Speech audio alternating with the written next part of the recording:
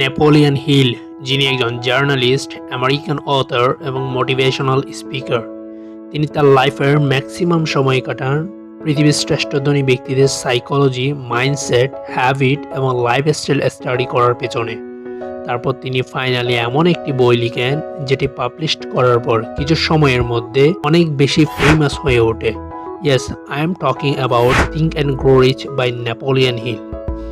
এই বইটি এত বেশি ফেমাস হওয়ার সবচেয়ে বড় রিজন হচ্ছে এই বইটি পড়ার পর ম্যাক্সিমাম মানুষের ফাইন্যান্সিয়াল থিঙ্কিং সম্পূর্ণরূপে চেঞ্জ হয়ে যায়। অর্থাৎ যারা এতদিন পর্যন্ত সাকসেসফুল হওয়ার জন্য স্বপ্ন দেখে আসছে, তারা তাদের স্বপ্নকে বাস্তবে রূপ দিতে পেরেছে। তাই আজকের এই ভিডিওটিতে আমি এমন কিছু অ্যামিউজিং পয়েন্ট আপনাদের সাথে শেয়ার করব এই বইটি থেকে, যেগুলো ইন ফিউচার অনেক বেশি হেল্প করবে আপনাকে লাইফে সাকসেস অ্যাচিভ করতে। তো পয়েন্ট নাম্বার 1, স্পেশালাইজড নলেজ। সাধারণত নলেজ দুই ধরনের হয়, এক জেনারেল নলেজ, দুই স্পেশালাইজড নলেজ। জেনারেল নলেজ মানে সেই নলেজ যেগুলো ছোট থেকে এখন পর্যন্ত আমাদের এডুকেশন সিস্টেম আমাদের ভেতর ফিট করে আসছে।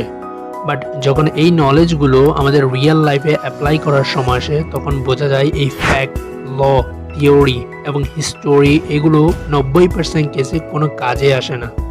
বাট যেই নলেজগুলো কাজে আসে তা হচ্ছে স্পেশালাইজড নলেজ, অর্থাৎ কোনো একটা নির্দিষ্ট কাজে এক্সপার্ট হওয়ার মাধ্যমে।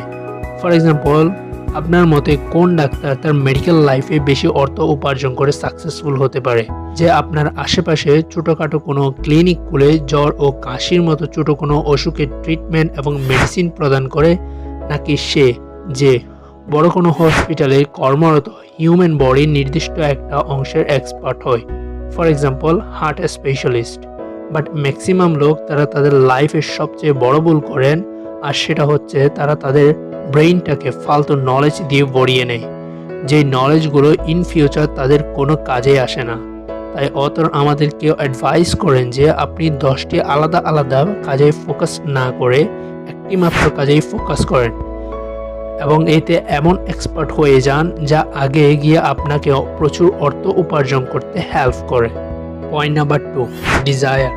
অর্থাৎ শুরু থেকে আজ পর্যন্ত যতটা সাকসেস আর অ্যাচিভমেন্ট হয়েছে তার শুরুটাই হচ্ছে কোনো না কোনো একটা বার্নিং ডিজায়ার। কেউ একজনের ভেতর হয়তো এই ইন্টেন্স বার্নিং ডিজায়ারটা ছিল, আমি এই গাড়ি বাড়ির সব কিছুর মালিক হব।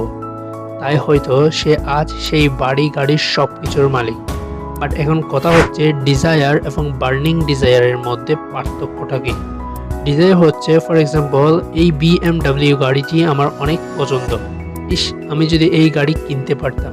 আর অন্যদিকে বার্নিং ডিজায়ার হচ্ছে, এই BMW গাড়িটি আমার অনেক পছন্দের একটি গাড়ি, যাই হোক আমি একদিন না একদিন এই গাড়িটি অবশ্যই কিনব।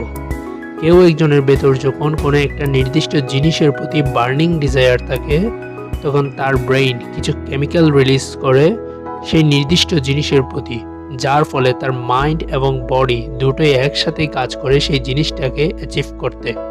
তার লাইফে ছোট থেকে বড় যেই কোনো কিছু অ্যাচিভ করার আগে আমাদের কাছে সেই জিনিসের প্রতি বার্নিং ডিজায়ার থাকা মাস্ট বি ইম্পর্টেন্ট। সো এই ছিল দুটি point think and grow rich by Napoleon বইটির। বলতে গেলে আরও অনেকগুলো পয়েন্ট রয়েছে, বাট আমার মতে এই দুইটি পয়েন্ট অনেক বেশি হেল্প করবে আপনাকে লাইফে সাকসেসফুল হতে। সো যদি আপনার কাছে এই ভিডিওটি ভালো লেগে থাকে, তাহলে ভিডিওটিকে লাইক এবং সাবস্ক্রাইব বাটনটিতে ক্লিক করে এই চ্যানেলটিকে গ্রো করতে সাপোর্ট করেন। সাথে বেল নোটিফিকেশনটি অন করে দিন, যাতে নতুন কোনো আসা ভিডিও আপনি মিস না করেন।